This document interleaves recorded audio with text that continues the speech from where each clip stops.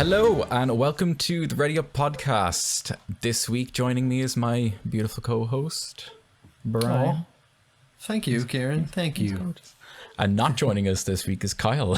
How dare he's betrayed us. He has betrayed us. He said we were spit and he did not want anything to do with us. No. He's been Twitch streaming now so much, that's where he thinks the money is now. He's just he's just doing all that streams. He's getting all those streaming monies. All those Twitch bits. dollars, yeah. Twitch dollars.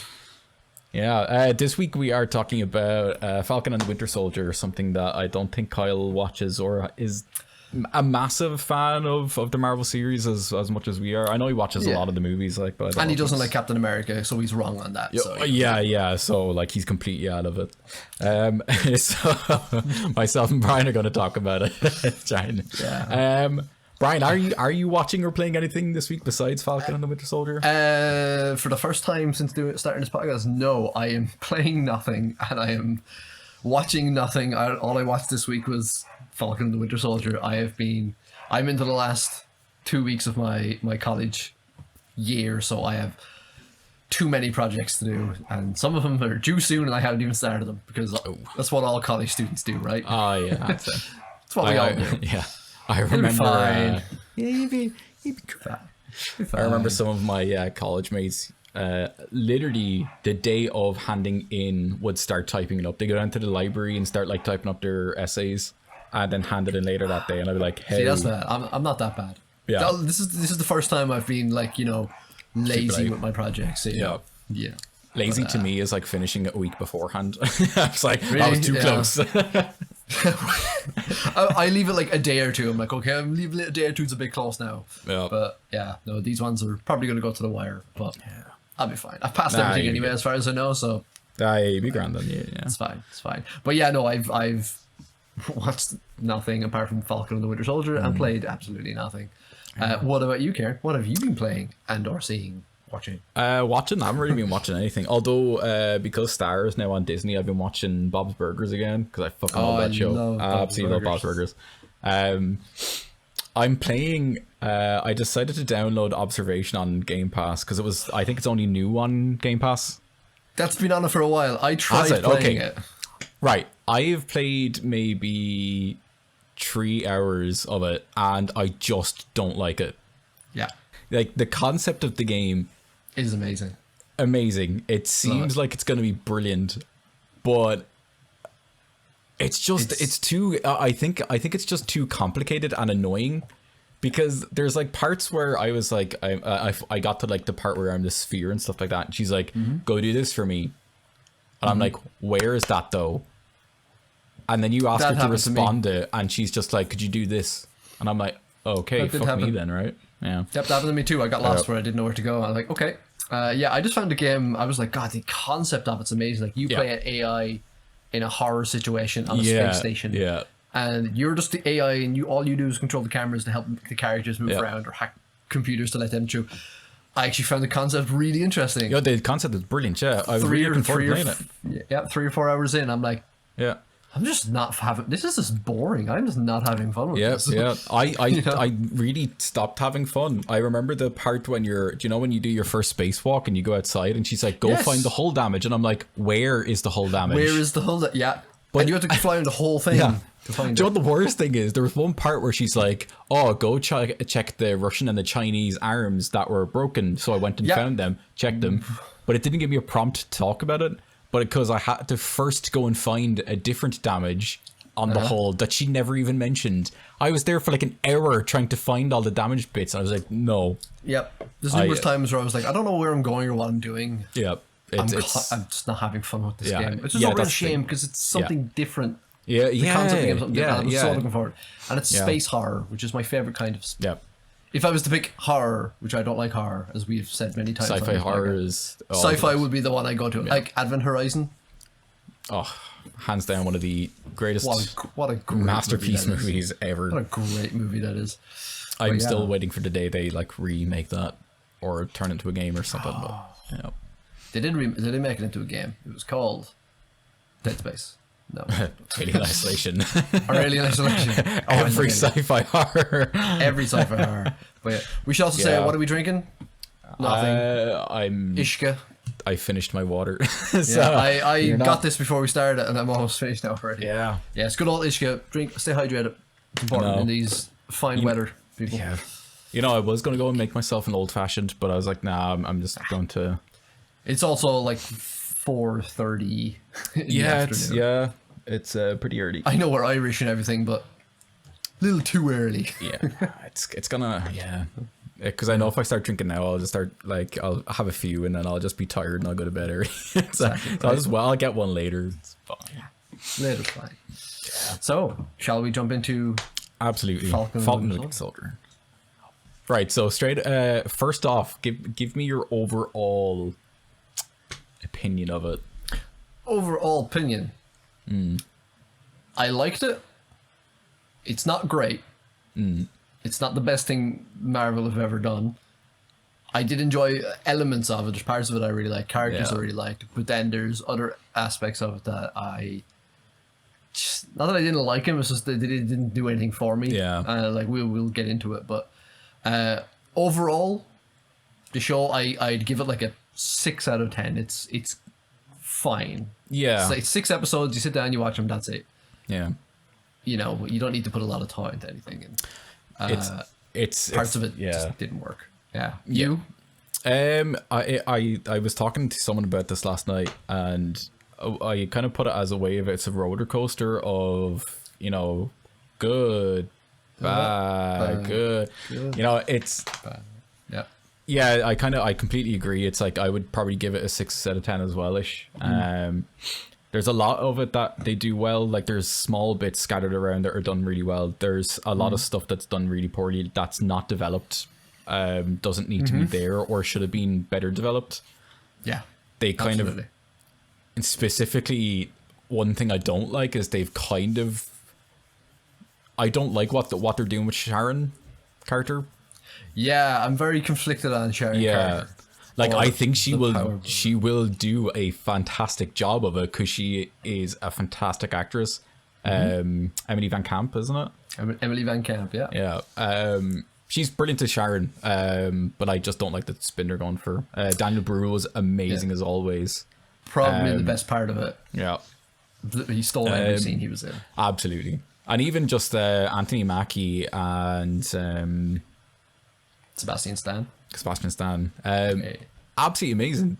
Flawless acting. I thought everything they were doing it was amazing, but it was like they were trying to prop up a rotting pier. That is exactly that. The two of them carried that whole show. Their backs must be incredibly sore. They're so sore. They need a good masseuse. So what we'll do is we'll start off with what we liked, and then we'll move on to what we didn't like, and then maybe stuff we were kind of conflicted on. Yeah. So I'll start with what I liked. Just going off that, Bucky and Sam are hands down the best part of it. Or sorry, Zemo's the best part of it. Zemo's the best part of it. Yeah. But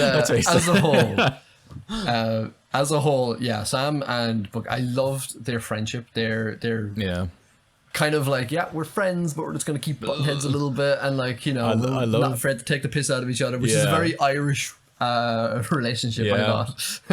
I think it's hilarious. Do you know the part? I think it's the penultimate episode where they're they have that little banter at the end where they're like, "We're not friends. We're just two guys that happen to have a mutual friend, and now we're."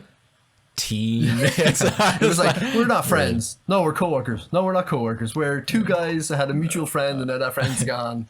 You have the whole legacy thing to deal with. But Anthony Mackie, I'll give it to him. I've seen him in a few things, and like I think he's an absolutely fine actor, but I really thought there's a lot of scenes in this where he really had to act, and he did a really good job of it. Specifically any scene with Isaiah Bradley. He could really see Anthony Mackie kind of brought his A game with this, and I really liked a lot of those scenes. And I like that they got his character. They didn't change his character in any kind of way either, because you can see, especially when he was talking with Carly Morgenthau, who's the villain of the show.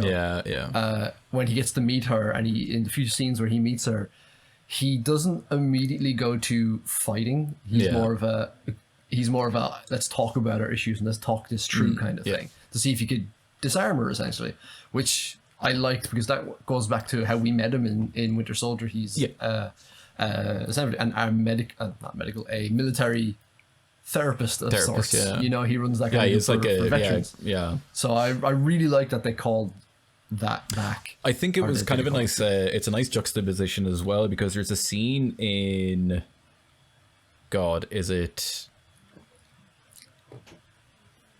think it's Civil War, where there's a part where Captain America is on top of the dam and Falcon comes in and talking to him, and he's like, but what if he's too far gone? You just have to kind of put him down. You're talking about Zemo. And Cap is just like, no, I have to give him a chance, kind of thing. While it's kind of turned the table that, like, that kind of, you know, now it's like when someone I think it was Walker turned around, he's like, you can't reason with her, and he's like, now he's in the position of Cap. And he's like, I say Cap because it's like an inside joke. Captain America. There is it kind of has that like nice juxtaposition where like Sam's kind of evolved into like that even before he's given the mantle of Captain America. Spoiler. We should say he is kind of developing into I mean, everything we talk about is a spoiler, really. There is that nice kind of play where like he is developed into like this kind of person where he's like, no, let's see if we can help them first before just like punching ask question later. I really like that, and I really like Bucky's character. I loved showing him coming off of, you know, being the Winter Soldier and having to deal with everything that he's done. I liked his book that he has, which is the same book that Steve has in Winter Soldier, of all the names of the people that he's wronged. And I really liked his storyline with the old Asian gentleman with he murdered his son, and he was like in New York taking care of this old man because he killed. I really like that story. I wish we had seen a few more scenes of that. Because while I really liked Bucky's overall character in this, my one gripe, I can go into the bad side when we get into that, is that he didn't really have a lot to do. No. Other than I'm around to just punch things. And I find that that's the thing. That's the biggest thing they've fallen flat on the whole entire series is no one is developed in a character, and even the person who is the most developed would either be Sam or John Walker. But even neither are developed to the kind of what you would expect them to be, especially because like we're in Ireland, we don't have the same standard of racism that is still today in America. So I think in the position that the new show, like the series, did, it was very much trying to, you know, drive that force. And Sam's character and Anthony Mackie obviously had a lot kind of on their shoulders to kind of push that message. I think that was probably one of the only things that was developed in the series for Sam's character. That was it. There was nothing really kind of else that was developed outside of it. No one's really developed. Sam's probably the most developed character, and when you think about it, it is his arc. It's his show. It's called Falcon and the Winter, but really everything to do with it is about him. It's his family, you know. His family, him not taking up the shield immediately, and then it's his journey that he has to go and become Captain America. But that's one thing you did hit on, is the topic of racism in it. When I first started watching the show, I didn't watch any trailers. I didn't know anything. I had no idea going into what the show was about. And I remember it's the second episode where they first meet Isaiah Bradley. And they have that scene, and it has that amazing scene. Like, just everything with Isaiah Bradley in this was just absolutely fantastic. I'm not sure the name of the actor, but Jesus Christ, he was amazing. He is like, I will look it up because he deserves it. In a total of maybe 10 minutes on screen for the whole entire season, and he was probably one of the strongest characters on that whole thing. I was Carol Lumley. I've seen him in a couple of things as well before. Same. He's a well-knowish name actually. Now that I hear the name, but he deserves all the recognition for that. He was fantastic. But in episode 2, they have that scene, and it shows you just how awful black people were treated in America, even back in the 50s and 60s, and his whole story. And then it has a scene right after that where Sam and Bucky are arguing in a street, and the cops arrive, and it's the whole typical, "Oh, is this man bothering you, sir?" Of course, the cop says that to Bucky. I remember when I first watched it, I didn't like it because, again, specifically for me and you, I can say anyway, okay, like we're fairly clued into to the world, you know. And we see this happening day in. Sorry, to lie. We don't see it happening. We live here in Ireland. We're fine. But like in America, and this happened, and my first reaction was I don't like it because the Marvel movies always play it safe, and they don't push any boundaries, and they don't bring in any heavy topics. Not really anyway. Yeah. And then I was like, okay, you're bringing into this, and like I see this online, and I hear about it from friends who live in America. I hear it too much. I don't want it brought into my shows. But then, as the show continued, I was fully on board for it. Yeah. Every single thing with Isaiah Bradley. Yeah. Gold. I think it's one of those things because Isaiah Bradley was brought into the Captain America arc. I know it wasn't exactly a massively popular storyline because a lot of people found that it shit on Captain America. Yeah, Red, White, and Black it was called back in the early 2000s. And that's fine. Like, and obviously that's what they were trying to go for. Like, and it's not kind of a matter of like they're trying to shit on Captain America and what he stands for. It's like no. You know, it is a matter of like there is a fact. You know, even in the First World War, there would have been black regiments that weren't even given weapons, you know, to fight. Yep. You know, throughout the years, there are just specifically black regiments that are like, you know, they would have fought over in the Second World War, come back and still would have been treated like shit, you know? Exactly. Like it is one of those things that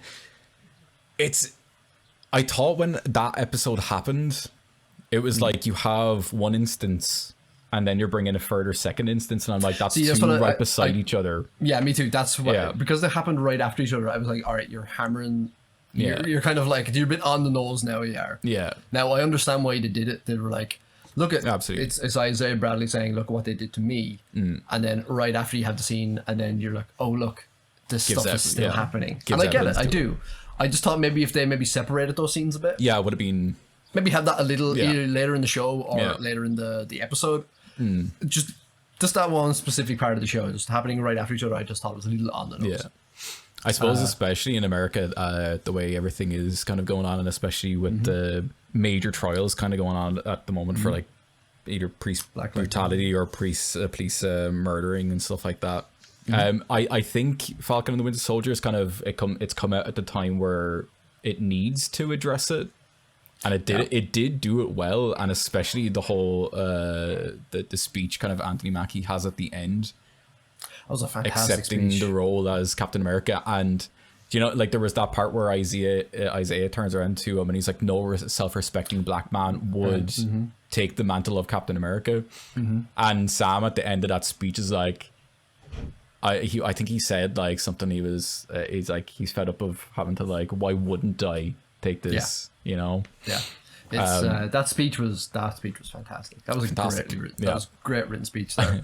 I think there was like, you know, that was because the last episode I didn't particularly enjoy it. I think there was maybe the last episode isn't great. Yeah, there was maybe two or three things that were amazing out of that episode, and that speech was one of them. Yeah. The suit and that speech is the best thing about the last episode. Absolutely, yeah. We'll get into the. Speaking of things I liked, Sam's Captain America suit is amazing. Isn't it? Fucking amazing. It's so good. So good looking. So good. Oh my god. Do you know, I love it. Do you know what because it was essentially given to him from the Wakandans. And I was kind of expecting it to look closer towards the same fabric that was used for the Black Panther suit, but it seems more closer to the fabric that is also used, I suppose, in the comic, but it seems more closer to the actual original Captain America. It does. It looks like fabric. It's American military clothing, I guess you could say. Yeah.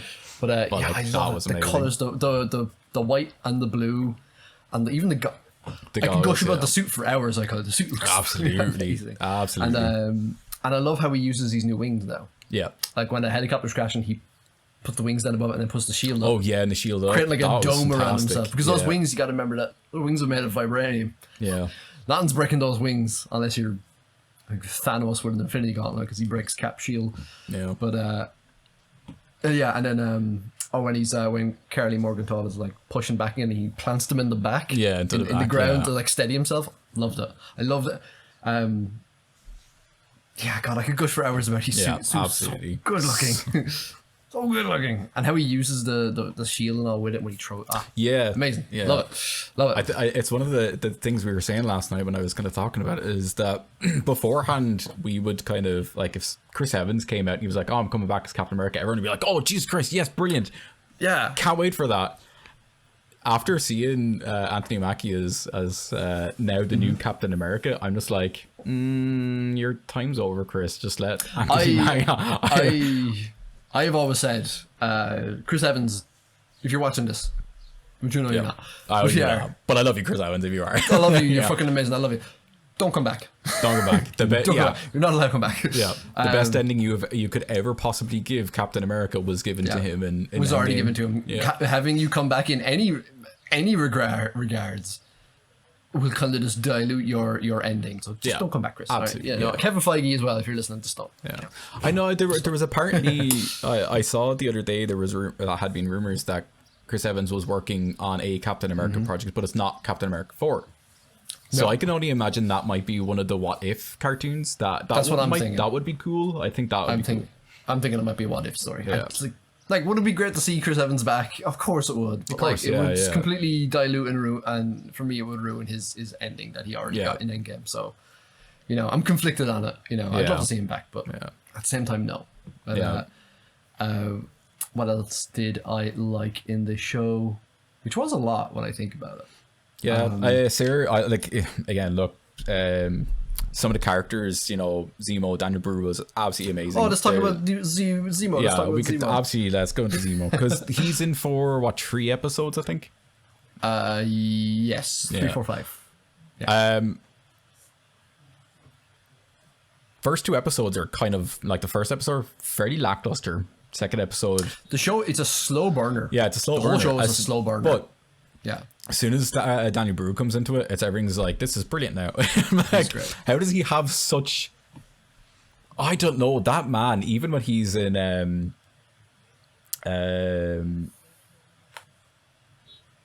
Glorious Bastards. Is he in the Glorious Bastards? Yes, he is the soldier that kills everyone. He's the sniper in the tower, and they make the movie after him. And he's trying to, he's trying to win the hand of, the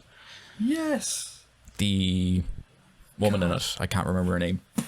He just blew my mind. He is in that. Holy shit. But he is amazing in that. Absolutely fantastic. But his chemistry on screen with not only Sebastian Stan and Anthony Mackie, but just with himself, it's just he so takes good. Over everything. You're hanging on everything he's just saying and doing everything.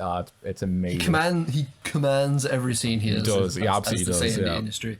Yeah, I love Zemo. I thought Zemo was a great villain back in Civil War, because he was like, I'm a simple man. I can't take on the Avengers, but I can manipulate them into killing each other. I love that idea. And I loved in this show that they really explored his philosophy of like, superhumans shouldn't exist. Yeah. Like, they don't need to exist. Imagine what the world would be like if more of them existed. Yeah. And I did like that he paid a compliment to Steve Rogers, because they say the super soldier serum, it enhances every ability, every aspect of your personality. So if you're a bit of a dickhead, you become a absolute dickhead. Where Captain America is the only person to ever take the serum and be still the same. Completely the same guy. Yeah. And I like that he paid compliment to him, saying like, there's only ever been one Steve Rogers. I did like that. Yeah. Which is, it's always, it is nice, like, kind of thing, you know, because he is he has just such this, like, there's parts where he there was one of the parts where I think it was the episode when they were in the container and they were like looking at the lab and stuff like that, and like he has such hatred towards the serum that he's like, you know, at the instant that he has the chance, he kills the scientist because he made it. Yeah, he sticks to his philosophy and his conviction the entire show, and that's one thing I really liked, is that he when he shoots Carly later on and she drops the super sword, he looks at it and there's that little moment of, oh, he could take it himself. Yeah. But no, he's like, no, smashes it. The funny thing is, I thought he was going to, because obviously in the comics, Zemo does have enhanced strength and enhanced abilities and stuff. Because like Zemo in the comics doesn't have the same philosophy as in the movies. The movies is like a fresh kind of spin on Zemo, which is really cool. And I like that kind of thing where he's just kind of a human taking on what he believes. And I kind of thought like he was going to take the serum to become more like the comic style. The comic book Zemo? I kind of like that they didn't. I'm very happy they didn't. Yeah. It worked way, it would have been a weird like switch for his character, because the whole show, the whole episodes he's in, he's like, no, superheroes or superhumans are bad. Can't have them. What's the point? And then he gets it himself. That's a bit of a, you're a bit, but just a hypocrite there. But like, you're not at all. You are like, you stick to your convictions of, superheroes bad. Let's get rid of it. And I think the best scene in the entire show, let's face it, is him dancing.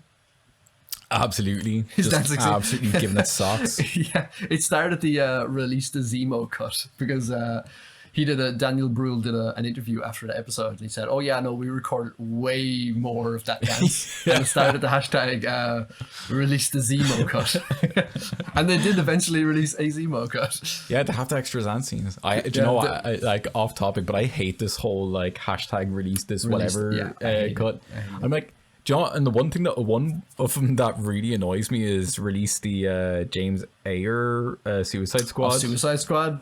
And I'm like, don't. The film was atrocious. Yeah.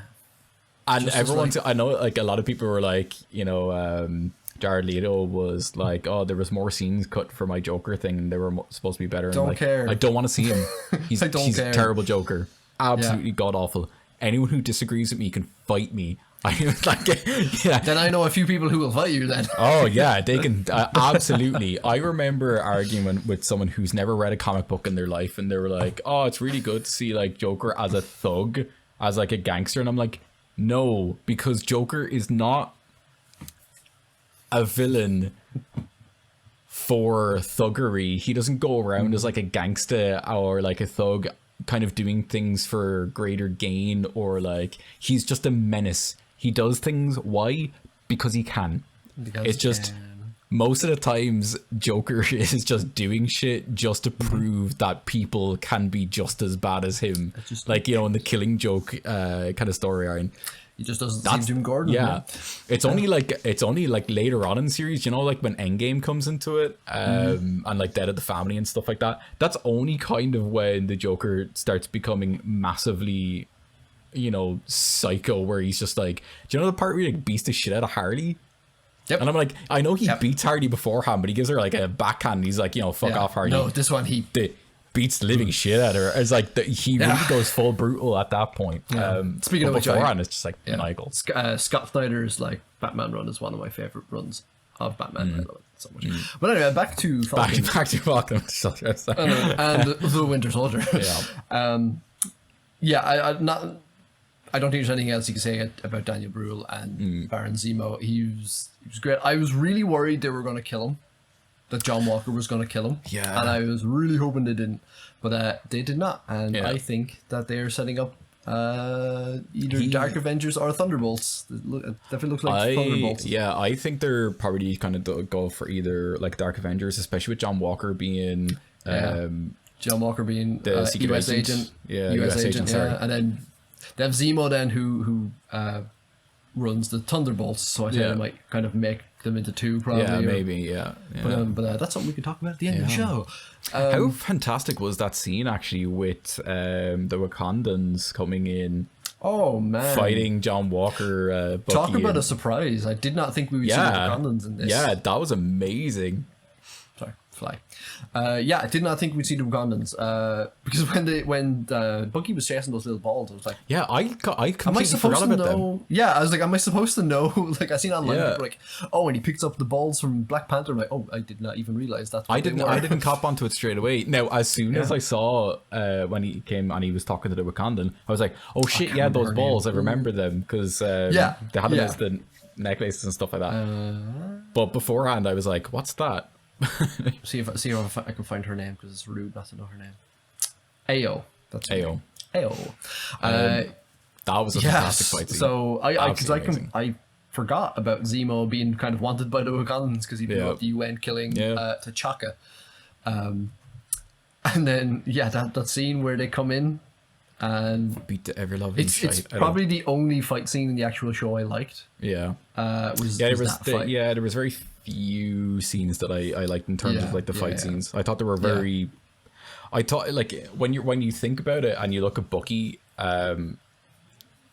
who has years and years of training and is also on the super soldier serum, he gets his ass handed to him a lot throughout the series. Yeah, you really forget that he has a super soldier serum inside. Yeah, in the because show. like, you're kind of just like, oh, he has a metal arm, that's it. And I'm like, oh wait, no, he has the super soldier. But he never gets his see it, ass handed really. to him. Yeah, Yeah, and I'm you like, never really see it in you're trained to fight these people, and he's not like that in the likes of, you know.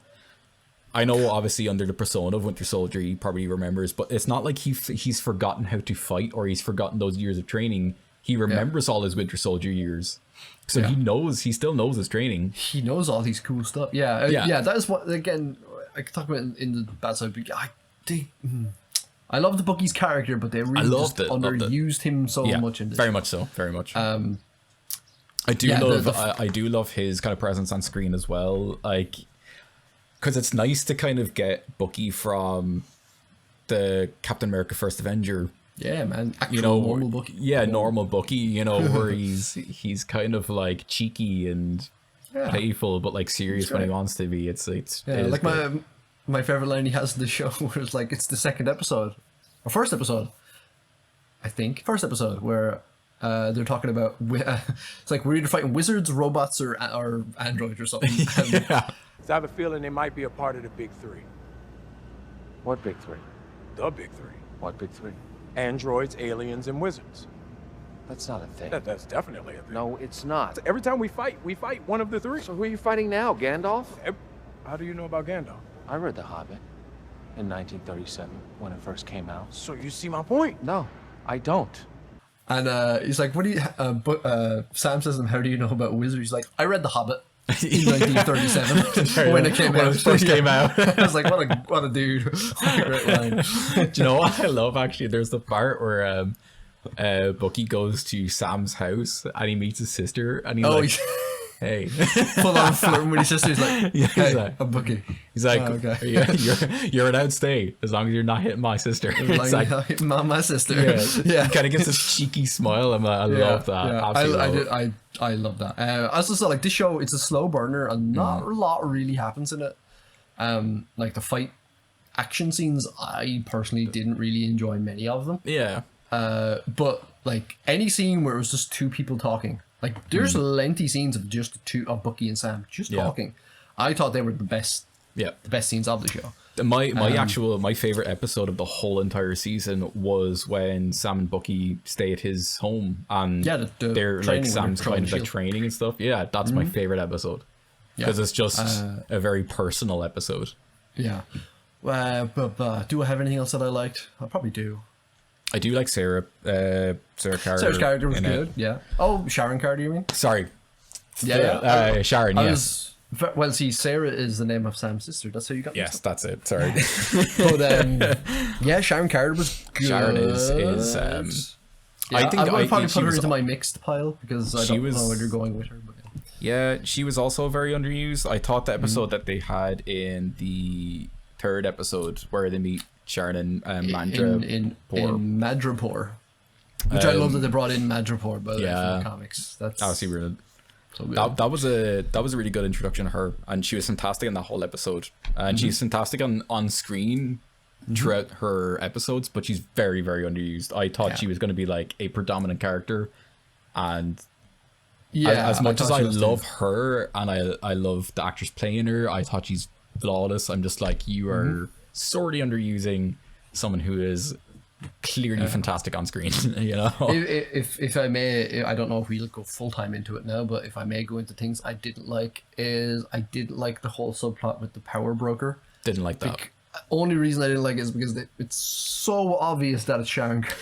Straight away, I was like, "That's Sharon." I was like, straight away, I don't like this. Yeah, I was like, why is Sharon Carter well, from the comics, he's like, again, a power broker of great renown, but I'm like, why are they making Sharon Carter the power broker? Yeah. I get the whole idea of like, yeah, she was kind of forgotten and tossed away by the side, so she might hold a grudge, but for someone who literally gave up her life for Cap and Sam to just kind of turn on them, like hiddenly. Yeah, I mean, I don't know if she's weird. going to be a villain. She's not. I don't think she's going to be a villain or anything. But it's just, I just didn't like that plot because every scene I'm in, and they're like, "Oh, the power broker." I was like, "So it's you." Yeah, it's you. So it's you. Yeah, it's like stop trying to hide this thing. It's you. It's like, oh, we need to make sure we don't meet the power broker. You mean you? You mean that's exactly what I was thinking through every episode. Like, so you then? Yeah. Oh, okay.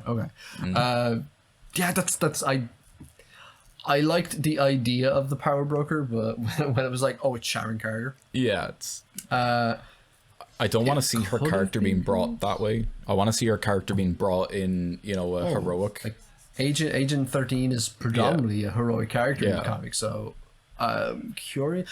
At the end we're going to do a bit of a speculation of where this can go now. So we need to talk about who she was on the phone to. Yeah, I can imagine it's just maybe just her contacts, like back in Magic 4, maybe. I have a theory. You'll hear it at the end. Okay. I can't wait to see how wrong I am about this.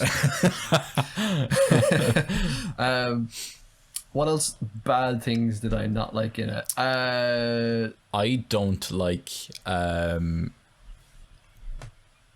the just the entire villainy. I don't the flag smashers. The flag smashers. I don't they were like. Bad, man. I don't like Carly. I thought didn't like Carly Morgan. She was a good actress. Fine actress. She did what she could with a terrible storyline. It wasn't developed. Yeah. They were just there. It wasn't. They took things. They were there. They were just there to fight. They were just there as an enemy to fight. I will genuinely say, yeah, I did add that. I genuinely would say up until even I could say even the last episode, I was still very unclear of what your goals actually are. Yeah, what is it you're actually wanting? Yeah, there's no point. They want the world to go back to how it was during the blip. Yeah. Okay. Why? Okay. How? Yeah. Okay. So there is possibly a reason for why they were underdeveloped or they weren't great. But we can talk about that in a minute. Okay. But yeah, I just found her very. She talked about change and she talked about we need the world to go back to the way it was and all of that. And we're like, how you doing it? Oh, I'm just gonna blow up things. Yeah. But that's I kind of I think that it's like it's one of those things of. To create kind of like a good villain, you have to give them, a reason for them to kind of be like. You have to make them sympathetic. Yeah, it's not even like there's like you have to make them sympathetic, and you have to kind of make them feel like they're doing the like Thanos, for example. He's doing mass genocide because he firmly believes it's the right thing to do. It's the right thing to do. But and you can Carly kind of see it. Carly is just like. Oh, I'm taking all this medicine, I'm taking all this food for people who need it and deserve it. And then she just goes and blows up a building, and the fella's like, but there were people in there, and she's like, oh, I'm not letting anyone stop me. And I'm like, but you got away with the stuff. Why would you blow it up after? It just makes no sense. It didn't make any sense. It made no sense. And it kind of tried to make her a villain, being like, oh, this is the person who's bad. You're supposed to feel that she's the bad person. Yeah. And I'm like, but you don't make me actually enjoy her being a bad person. I'm like, and there's even times when she was talking where I'm like, I don't think you believe what you're saying. Yeah, half the times, yeah. I was like, you're not selling this idea to me at all. There's I think one of the things they kind of fell flat on as well is that for the whole time and the whole fight scene in the last episode between her and Sam, where Sam just will not fight her, he won't fight back on it. Yeah. and she's like hitting in anger, saying, "Why aren't you fighting back?" Fight back, yeah. And then when she gets the gun, she's obviously going to shoot him. Yeah. I like if Sharon hadn't killed her or shot her, I don't know if she's dead. She would have pulled that, and it was quite obvious that she was kind of questioning it and then went to go pull it. Yeah, yeah. It would have been much better at that point to have it finally, because Sam has been throughout the series trying to get through to her. It would have been much better for her to really falter and go to drop the gun and then Sharon shoot her. Yeah. Instead, because it's one of those things that would have put Sam's efforts into more of a light, rather than he put effort into it and it kind of just led to nothing. Yeah. If it kind of you would have seen something come out of it, like some fruition come out of it, it would have made it a little stronger. Yeah, or having even her drop the gun and just be arrested. Yeah, it kind of would have made more sense that she realized that she was wrong. That's where I thought the show was going. I thought it was going that way, but no. And then she says her dying words are "I'm sorry." Yeah, and I'm like, are you? Yeah. Like, I'm sorry? Is that sorry? I'm sorry. Is that supposed to make me, the viewer, feel bad for her? Because she's done everything to shoot a show and given me no reason not to feel bad for her. But like, it would have, and again, it would have made more sense for her to have went to drop the gun, gotten shot, and then said, "I'm sorry," because it's kind of clashes. She was about to shoot Sam, and then she got shot, and then said sorry. It's like, that doesn't make sense. It doesn't, like, you're saying sorry now because you're dying. I'm like, but you were about to shoot me a second ago. So I just thought it was very. I thought a lot of that series was very underdeveloped and wasn't taught out well. Absolutely, and then the rest of the not smag flashers, the smag flashers, the flag smashers. Then they were just generic man number 1, generic man number 2, generic woman number 1, and generic woman number 2. And then, but there was the one guy who looked like Steve Aoki, and that's the only guy. He seemed to be like the main villain. And the funny thing about it is that even after Carly blew up it was like the outpost or whatever. Yeah, it was like I can't remember, Romania, I think they were. Even he was like, "Whoa, what are you doing?" And then she said something, whatever. And then everyone just continued to follow her. And then there's that scene. And even the last episode. Yeah, there's a scene then, I think it's the 4th episode, I think it is, where then everyone's looking at the news of them blowing up the building. Yeah. And they're all like, "Oh no, I can't believe we've done this." And then they still just continue to follow Carrie anyway. Yeah. I'm like, what is there's this? Like on that part in the last episode where she's like, "Go do this," and they're kind of all looking to each other, and she's like then she repeats their motto, and then they're like, "Okay, and continue to do it." I'm like, I'm like, "What, guys? What are you doing?" None of it makes sense. Having one of them, specifically the Steve Aoki guy, I don't think we're ever actually given his name in the show. I think we kind of are, but it's like never really brought up, you know? Yeah, like having him, even having him just switch sides at the end. Yeah, like, no, this is the wrong thing to do. Yeah. You could have done a few more things. Now, I have read up. There is a reason why their story might be underdeveloped. Apparently, they had to rewrite and reshoot a lot of scenes for the Flag Smashers last year because the original story was they were going to create a virus that was going to kill a whole lot of people. And they release it, and it kills a few people and all that kind of stuff. So then Marvel were like, halfway through a global pandemic, we're going to rewrite. That's why there is a handful of scenes that you can go back and look at where it's very clearly they've ADR'd in different lines because they show like characters from behind in really weird ways. It's like, oh, you're talking, and then you're behind them, and then they ADR in a different line. So you can tell that they went in after the fact and recut and redone a few things. Now that could be a reason why it doesn't really gel as well, maybe, but it's still, that's unfortunately not what we got. I just think I think there was a lot of great things they did about the series. You know, I could name and kind of being, and like I would mention the last one as my wild card of brilliance. You know, I think the developing of, and even then like Sam and Bucky aren't actually developed as characters. They're not given the development they need or deserve.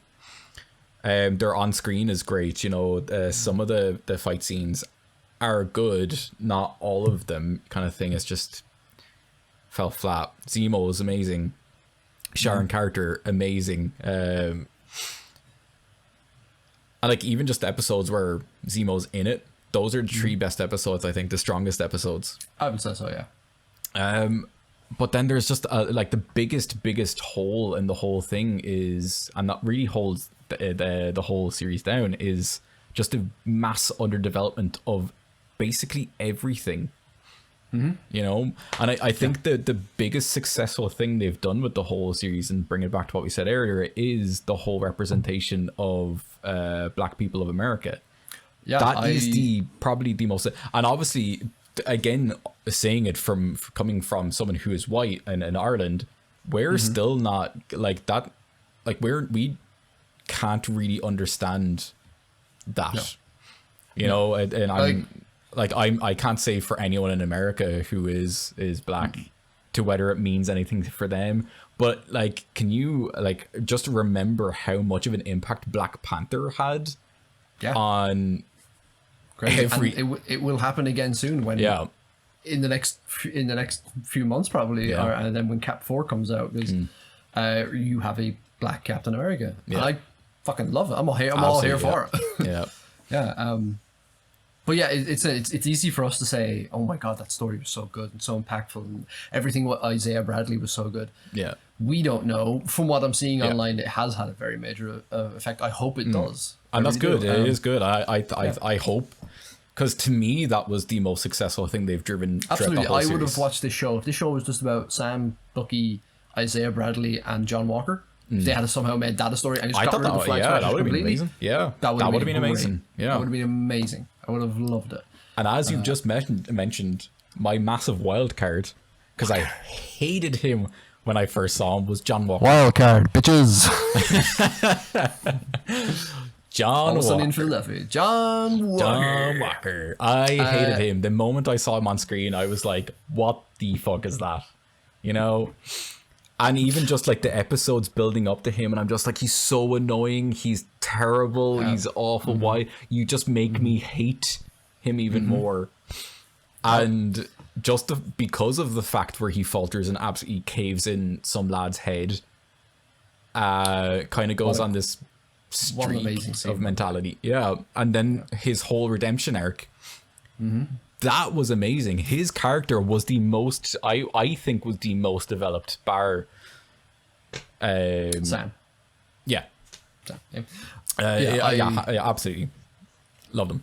By the end of it, I was just like, he's probably my favorite new introduction to the Marvel Universe. I am putting John Walker into my mixed feelings thing about, because of how they ended his story. Because I will agree. I thought Wyatt Russell did such a great job of portraying someone who you just want to punch in the face. Absolutely. So much. Yeah. But I at the start when they're showing him like getting ready in the locker room, and they're showing him getting ready for a speech and everything like that, I was like, okay. I can kind of maybe get on board with this guy, and then like immediately it's like, oh no, this guy's terrible. Yeah, it's like he does an amazing. Yeah, as you said, it is an amazing, because he portrays the character perfectly. When you have a character that portrays their character so well that you want to punch them, it's like it's the same with Lena Headey in Game of Thrones. You hated her. When you do such a good job where you hate that person, that's when you know you're a good actor or actress. He did such a great job of especially showing his descent into madness. Yeah, kind of like term. Now I knew going in, because I've read the comics for years, I knew going in John Walker is U.S. agent, and U.S. agent is a villain. He's not a good guy. He's a bad guy. He's an awful person. So I went into this thinking, okay, we're going to see him slowly progress into being a U.S. agent. And, we kind of did. We've seen, going back to what we said earlier, the fight scene between the, oh God, I can't remember their names. There's a specific name on the fighters from Wakanda, and Can't remember it now. Oh yeah, We're Shit, I can't prepared remember. for this. Anyway, yeah, between Bucky, Bucky, John Walker, I can't remember John Walker's friend who gets killed. God, I think we're was prepared it, for this, folks. Hold on. Lamar. Lamar was and absolutely brilliant. Battlestar. He was great. Battlestar. I loved him. He was great. I thought he was actually the better, even from the start, the first half when I hated John Walker, I thought he was the better of them. Yeah. Could you imagine if he had just been kept on? That would have been great. to see great. his friend go into insanity. Yeah, but Brilliant. unfortunately, he took the place of in the comics. John Walker's parents are murdered, and that triggers him, and that's it. It's all over. He's the villain from then on. In this, they made it be his best friend, which is perfectly fair. I did like the scene. I actually liked John Walker a lot up until the last episode. I like the scene when he's fighting the Wakandans and he's getting picked up off the floor and he's like, they weren't even super soldiers. They were just people and guys ass handed to him. Yeah. And I liked watching his slow descent because in multiple episodes you can see it. Or he just like gets angry for no reason. Yeah. He's having a conversation with Sam and Bucky and then he's like, okay, one last thing, stay the fuck out of my way. He doesn't say fuck about it. He's like, stay out of my way. I was like, okay. You can see it there and it's like it's starting. And there's a few episodes even when they're in Romania where his hand, you can't see it happens in the background, but you see him and his hand is like shaking, yeah. or he twitches a few times. There is And, you can see this like mass paranoia where it's like, because I suppose when you're given the mantle of literally Captain America and he fully accepts that he's Captain America, which is like this massive kind of cockiness, I suppose, where you're just like, oh, I am Captain America, it was given to me, rather Even up than to when earning he was it. discharged. He was like, I am Captain America. Yeah, so everything he was saying is like, you do this because I am Captain America, rather than like. So I think because of that, where like, and even that fight scene when he was fighting the Wakandans, where it just like absolutely shook him, where he was just like, these were people that didn't have powers, and they absolutely handed my ass to me. And then he takes the super soldier serum, which again elevates every part of you, as I said earlier on. And he was already a paranoid, clearly. Definitely, he seemed to be. At least I read it anyway. He was having some kind of PTSD from some kind of. We knew he was a war veteran anyway, so we could have. So I was about bam. He took the serum. That was it. And then he kills the guy, which is such a great scene because that shot, that wide shot then of just the blood on the shield. Yeah. And you're like, this is Captain America, everything that stands for good and justice in the world, and he's straight up murdered the guy. What would Steve say about that? And that's a play on the scene of in Civil War where Steve is bashing into Iron Man's chest, and he just breaks the thing, so he can't move his suit. Awesome, Tony can't move his suit. And then I felt bad for the guy. Huh? Arc reactor. Oh, the arc reactor. That's it. Yeah. And I felt bad for the guy that he killed because he was the guy earlier on in that episode who was like, "Oh, I was a huge fan of Captain America. And my grandfather used to tell me stories about Captain America in the war and everything like that." And then he's the one who gets killed. Like, imagine that you idolize this man, and then that's how you die. You just see the fucking shield come down. That was a really good scene. And then John Walker has the serum, and he goes a bit crazy, and they have that fight between Bucky and Sam. And then he's discharged, and then the end of the 5th episode, he's there making his own shield because I'm like, oh, here we go, it's US agent time, and then he shows up in the last episode, and like he's after Carly Morgenthau. Of course, she killed Lamar. Of course he does. But then he has them team up with Bucky and Sam, and he's given that choice of like, oh, the hostages are gonna fall or chase Carly, and he chooses to go after Carly, or he chooses to go after the hostage, sorry. And then he works with Bucky and he coaches Abraham Lincoln, and then he gets recruited at the very end, and he is US agent at the end. I'm like, no, you were supposed to be a villain the entire time. Why are you making him be a good guy now? I think they're still going to turn that into a villain thing. But this was the time to do it. You showed you killing a guy, you know? Now, people's live streamed it and shit. I was like, wow. I do like the redemption arc, because even though I disliked him at the start and I thought he was just a pompous prick, it was still like you could still kind of get that sense of like he was doing it to serve his country and he was proud of the fact he was helping people. Absolutely. So I like that redemption arc at the end where he's like, he kind of saw people in struggle and he needed to go and help them. Yeah. I like that redemption arc. Yes, again, like US agent will be a villain. I still think that's going to be like, he's going to be full-on villain later on, I'd say. Which makes his redemption arc pointless. Like, what's the point of having that? Yeah, but like, Why in why not fairness, just have him end as the villainous US agent and then set that up for season 2 or Cap 4 or whatever we're gonna do next? I mean, again, it's not the first time Marvel has changed whether someone is a villain or a hero, where Absolutely not. previous people have been villains, they made a hero. Previous people before that were heroes that were made villains, kind of thing. It's not the first time Marvel has done that, especially like Agents of S.H.I.E.L.D., one of their, like, before all the the Disney Plus series, it was their Fantastic show, original. everyone watch it. It's Absolutely. not canon, but it's amazing. Fuck that, it is canon up to a point. I will not Up accept to, like, that season is not 5. canon. Yeah, up until they go But to it's amazing. space, I think it splits off as canon. Yeah, amazing show. It's fine. But I have I 2 think more episodes to that's- watch and I can't bring myself to end it. Yeah, to be fair, I think that was always going to be supposed to be canon, but I think it was too. But because of certain things where they were like, oh, we're not going to have crossovers anymore, the way they used to have a Thor Dark World and stuff like that. When they stopped doing that because obviously it was too hard, they kind of pushed it away. But do watch that. Agents of S.H.I.E.L.D. is fantastic. Probably one of my Such a good favorite show. long run shows. Such a good show. Yeah. So yeah, John Walker, I'm very mixed.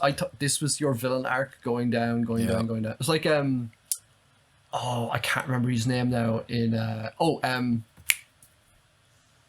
can't remember his name. He was the villain in the first season of Jessica Jones. He kept taking all the Purple. drugs.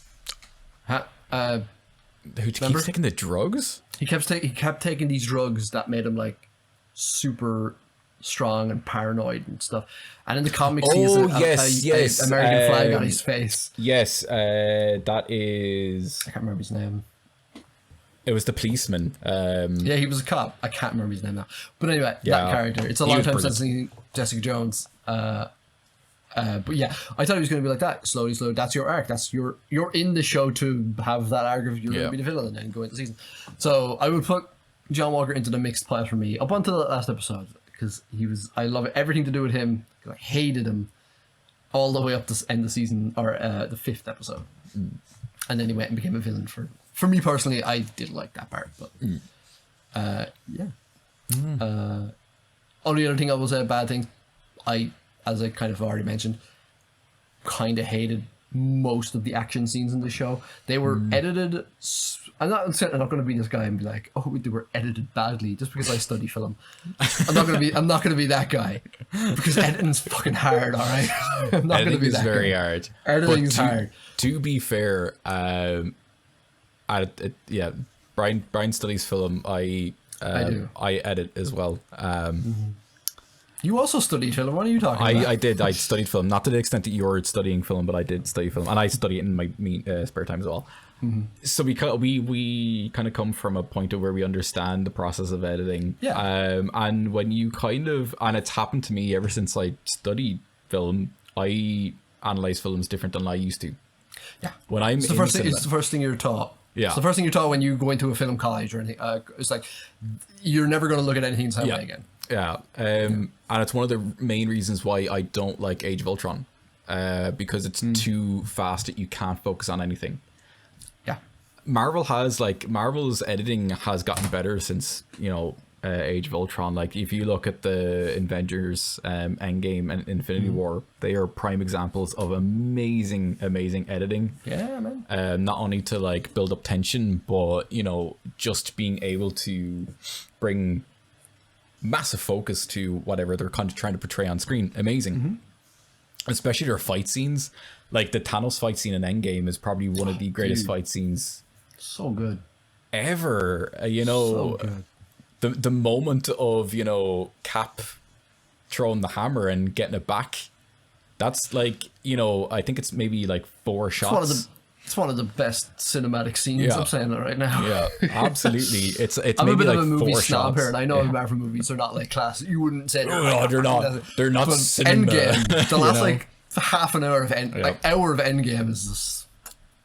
Anyway, sorry. When you break down Marvel movies, I know it's one of those things of like, oh, it brings it back to this Scorsese argument of like Marvel are just, they're not movies. Yeah. He's wrong. I like Scorsese movies. Scorsese's but he's my wrong. like second favorite director of all time. But he's wrong about that. He's massively wrong. There's massive dedication put into the making of all of the Marvel films, and just because it's there for an entertainment value does not mean it's any less of a movie. Because all at the these end of the movies day, are made by like 17 different people, like story-wise, and they don't push the boat out on any particular topic, and they're just by the books movies. That's not a bad thing. Yeah, it's not a bad thing. You know, sometimes it's absolutely perfect for it to do They that. are perfectly movies that use to escape reality. Yeah, it's gonna. That's it. You know. Yeah. Which is harken back to what I said, where when they start bringing in the Black Lives Matter stuff into it, even though it's a cause that I'm very much in favor of and I support. I was like, oh, I don't want it in my Marvel show, in my Marvel stuff, because I just need something to escape of all of it. It's and I would completely agree where it's one of those things. I have a conflicting opinion about bringing social topics into films that I enjoy. The likes of Doctor Who. I didn't like the last season of Doctor Who because, and this is absolutely no critique on Jodie Whittaker. She's fantastic. Yeah, she's fantastic. My God, was she an amazing Doctor? Absolutely amazing. Let down by an absolute bad writing team. But the fact that you're trying to bring in social topics into every single episode and having a massive monologue at the end to drive in that point, people don't want to see that. Doctor Who especially was like, and Doctor Who has always tackled social topics throughout this series, the years, but it's never been the forefront of the episode. It's kind of just drips and drabs, and it allows people to think and let it sit in their mind. That's the perfect way to do it, where people can sit there, think about it, and ponder and enjoy that. But when you have something that's punching you like a concrete ball in the face, people don't want to enjoy that. I don't like that either, but also I believe that as a medium as successful as television or movies are, and even in terms of music and art, I think it's one of those things that if you are famous, or if you can reach a mass audience, you kind of have a certain responsibility in order to absolutely show certain messages to people and support social issues that are happening at that point. It just depends on how you do it. Yeah. And it's a very, very fine line. It's that you walk doing that. Also, I just realized our point was, I didn't like the action scenes, and then we somehow went to all that. No, all of a sudden, we won't go too far on it, but action scenes I wasn't a fan of. It was done. It was like Paul Greengrass. They were trying to emulate Paul Greengrass, who did the Bourne movies, of everything shaky cam. Yeah. And it cuts a lot, and you cannot see, and it's so fast you can't see what's actually happening. And I love the Bourne movies. I love movies that use shaky cam and kind of fast editing to kind of rack up tension and everything like that. But this, I couldn't see what was happening. I don't know who's fighting who. Like, what? I don't know. Did Bucky get punched there, or did Bucky throw the punch there? I can't tell who's doing what. And that's why Age of Ultron suffered, because there was so much shaky cam and action happening at one point. You didn't know what to look at. I got a headache watching that movie, but it is, and I like I understand shaky cam can add to the effect of like, you know, sporadic running action. It does work, but I really think, you know, Hollywood is overusing the whole shaky cam.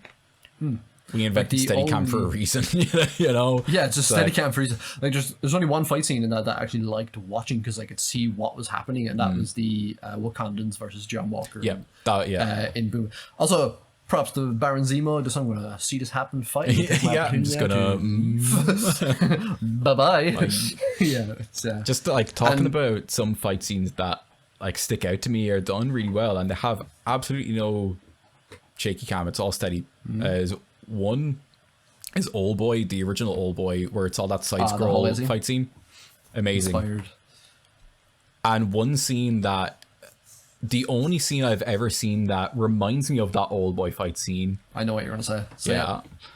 And is probably one of my top all-time favorite fight scenes ever, is the Daredevil corridor scene. It's from season 1. I think it's like the 3rd episode. And so good. a fight scene that I would say 90% of that fight scene, you don't see what's actually happening. It's just literally the camera following him down the corridor. And he's just getting chipped from one room to the other. For that scene to be probably one of the best and most memorable fight scenes for a lot of people that I would know, and anyone who's seen that fight scene is complimented that so much. That's astounding. Like, to have a fight scene that has like 10% fighting and still being amazing. That's how you do a good fight scene. So good. That one still. I remember watching that for the first time. I was like, how did you do this? Like, it's all in one take as well. It's love it. I love one takes. That's why I love Old Boy spawned hull-based combat. Yeah. Amazing. Do we have anything else good, bad, or mixed to say about the show before we go into a little bit of speculation? I don't think so. I think we kind of already said. I think my major flaw with the whole show is just the pacing and the underdevelopment of a lot of things. Like characters, you know, Same. just having a lack of actual villain presence. It's just there to be there kind of thing. For me, overall the show, it's a very fun, enjoyable show. It's only 6 episodes, and most episodes are only 45 minutes long, 50 minutes. Recommend it to watch, especially if you like the Marvel Cinematic Universe. Fire away, it just carries on and carries on what was done in those movies, and it's going to show us what we're going to do in the next phase of movies or whatever they're doing. I mean, Loki's next. Loki, which I very much look forward to. I'm looking forward to Loki, yeah. I have no One idea thing- what they're going to do with it. I have no idea. Yeah. One thing I will say about the show is that, and WandaVision didn't touch on it. We still need to do a WandaVision episode. Absolutely, we do. We need to do a WandaVision. Yeah. One thing I did like about this show, and even though you don't see much of it, I like that they touch on it, and then I liked it in Spider-Man: Homecoming as well. Is that I like that they can do so much about the blip now, and how the blip affected the world, and how the world is after the blip. It opens up a huge amount of potential storytelling they have going forward in other shows and other movies, which I'm very much looking forward to seeing that. I remember we were talking about WandaVision. I'm not even sure if it was on like one of the podcasts, if I left it in or not, but we were talking about WandaVision, and WandaVision's the first one to really actually tackle the blip, while the rest of them... Yeah. Oh, wait, there is the blip in that, sorry. Yeah, so like... Far From Home does deal with it, but it doesn't show the aftermath. There's kind of only one little call of like, I remember they're on the airport and he's like, oh, I'm 21. It's like, and MJ is like, oh no, he was part of the blip, he's not, kind of thing. And that's kind of one of the only really tasks that's brought forward to it. There's no real aftermath or downfall from the blip. And WandaVision at the very it's not the very start, but it's the very start of Monica Rambeau's episode, where it shows her coming back from the hospital and everyone's coming back. That's, it's amazing. But that was the first time we actually saw the aftermath of the blip and how, like,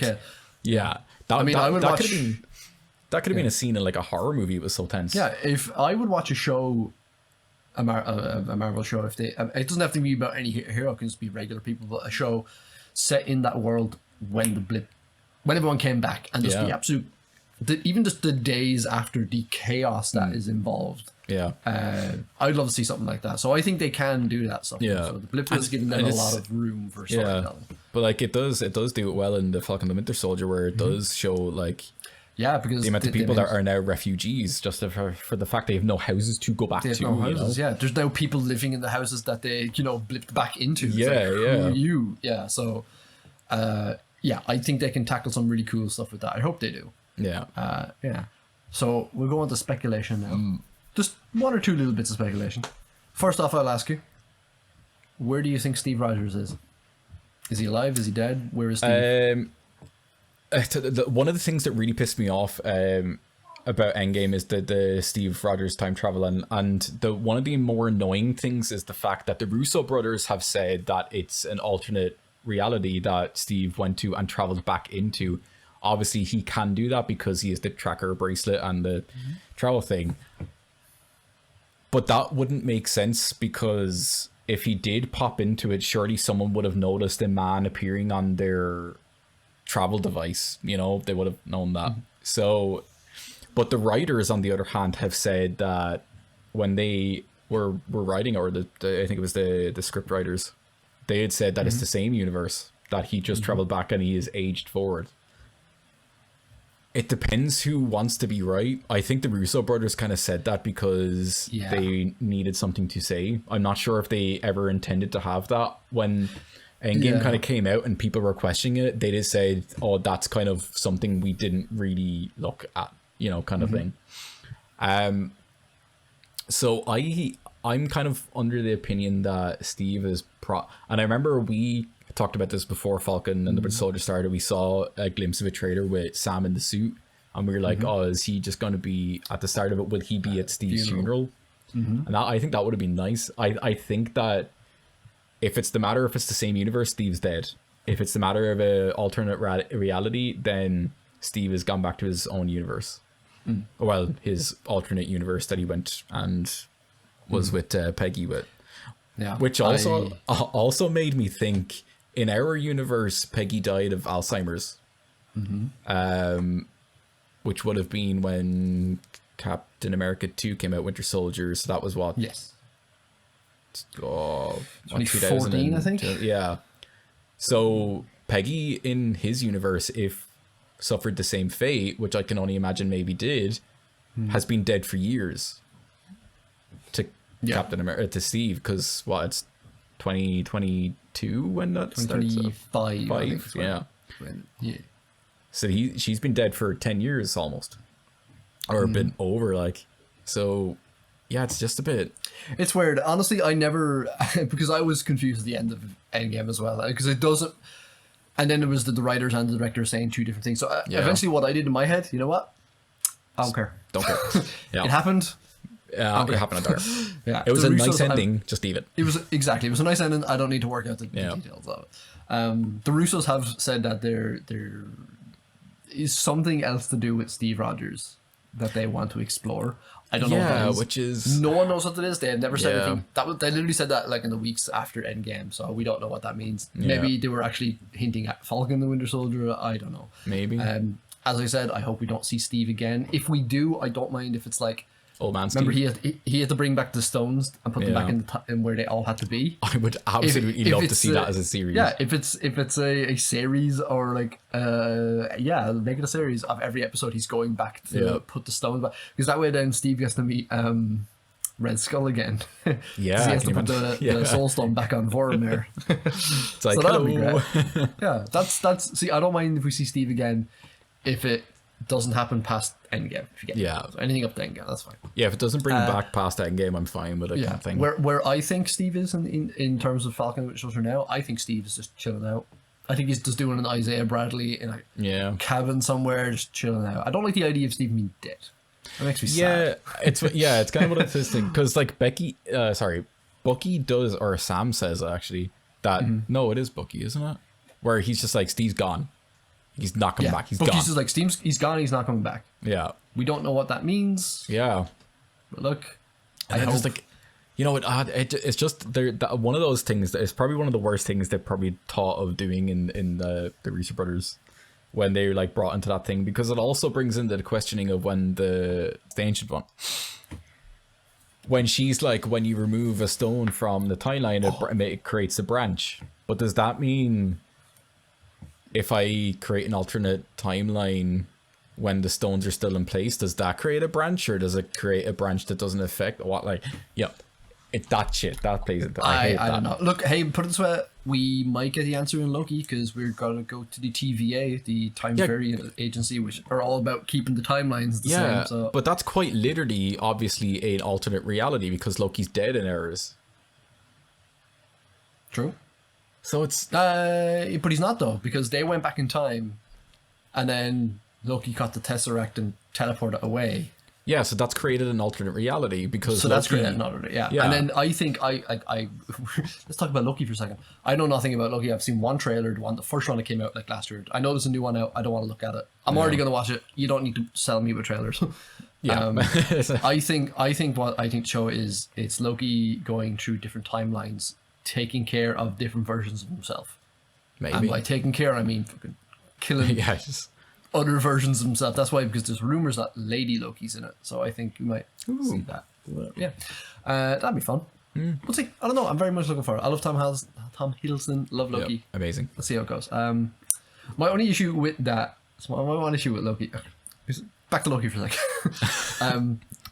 Everyone's like, "Oh, I can't wait to watch Loki, the new Loki show. He's so fun, and he was great in Ragnarok." I'm like, he was.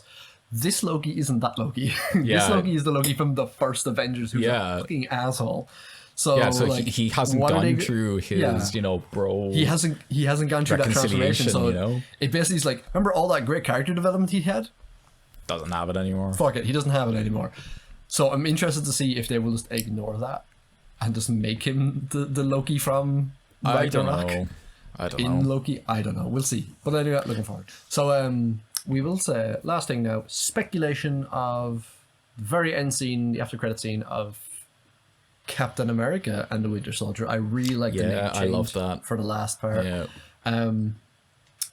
Who was Sharon Carter talking to? See, at the very end. As I said, I have a theory. Yeah.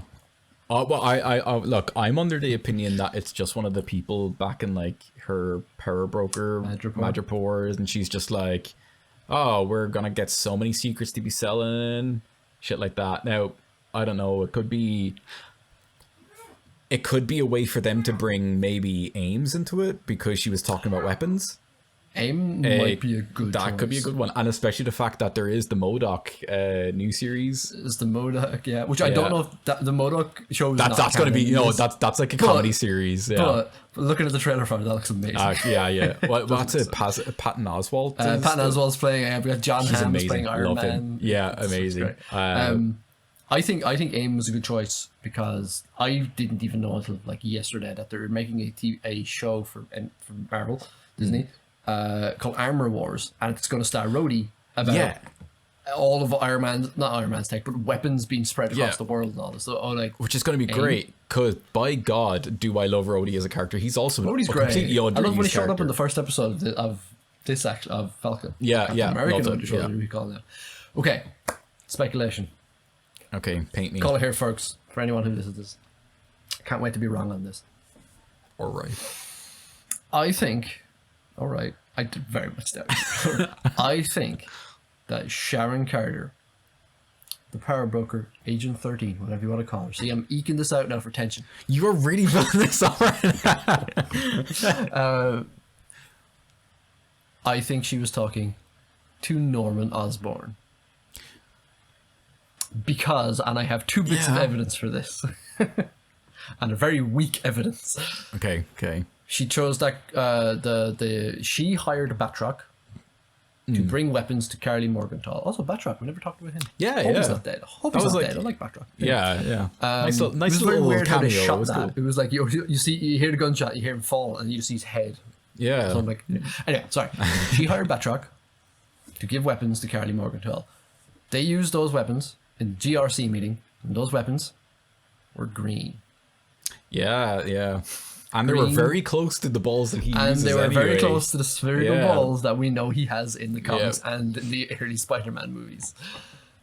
Okay. Second bit of evidence that this one's shaggy at best. Sharon Carter absolutely eviscerates a guy in the last episode by melting him with mercury. Yeah. Which is a chemical. And then she said, oh, it's also a mix of other chemicals. Who mixes chemicals to make their grenades? Yeah. Green Goblin. Mm-hmm. What color were the grenades? Green Goblin. Or green.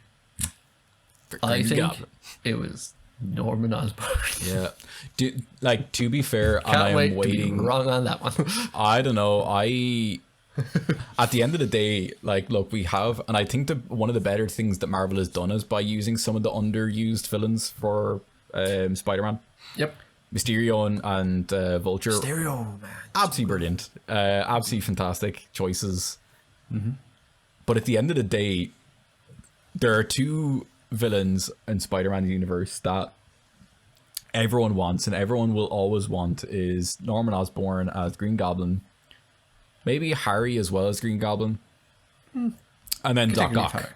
I didn't really like Harry's. Norman Osborn was always better. Yeah. And then I will add one more villain to that I really want to see, but keep going. Yeah, no, Norman Osborn, Doc Ock. They're the two most, you know, I would iconic. love to see a Marvel version of those two, like MCU, because. But that's the thing. Like, I've never said they've done great villains, but like they really knocked it out of the park with Mysterio. Yeah. He was great. Yeah. But that's the thing for the next Spider-Man movie. They've already said that they're coming Alfred back for Molina it. is back. He actually did an interview about it this week. Yeah. He talked about coming back. It's going to be a very is, different character. So is Willem Dafoe. He's also coming back for... Is he confirmed to be back? I think he's confirmed for Norman. I don't know if they're bringing back a Green Goblin. Okay. Look, but that's going to be amazing. Norman coming back. Yeah, it's like, give me a good... No, but like... And the funny thing is, we were talking about this last night, and they put it perfectly, was that they essentially, in the original Sam Raimi's, and I love Sam Raimi's Spider-Man, it's one of my favorite films, it's cheesy as fuck when you look back at it. But they essentially gave us a Green Goblin Power Ranger. It's like he's just a Power Ranger Green Goblin. And I'm like, you know, Willem Dafoe already looked... He has that nice facial structure where you're like, you could really accentuate that into making him look Green Goblin-like. And it would be amazing. He was the best choice they could have picked for him. He was fantastic. Yeah. In those two movies? Two? I don't think he shows him the third. No. But I think if Willem Dafoe is confirmed for No Way Home, No Way Home. Yeah. Of course he's going to be Green Goblin, because they're already building the Sinister Six. We have Vulture. Yeah. You got Mysterio. You got Electro. Shocker. You got Doc Ock back. You have Shocker as well in it. But I'm not sure if they'll ever bring him into Sinister Six, though. Yeah, so, you know, it's... Oh, wait, no.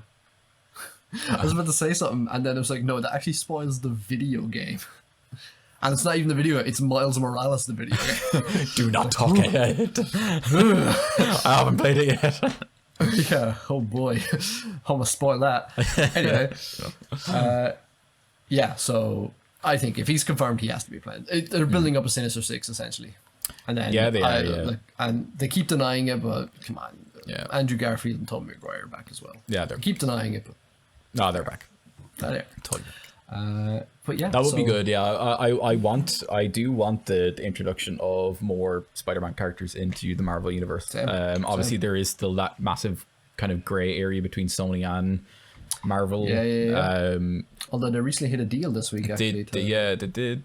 Get the movies, get the Sony movies on Disney Plus, but it won't happen until like 2024 or something. Because all Sony Marvel movies are going to Netflix first for a year, and then they go to Disney Plus.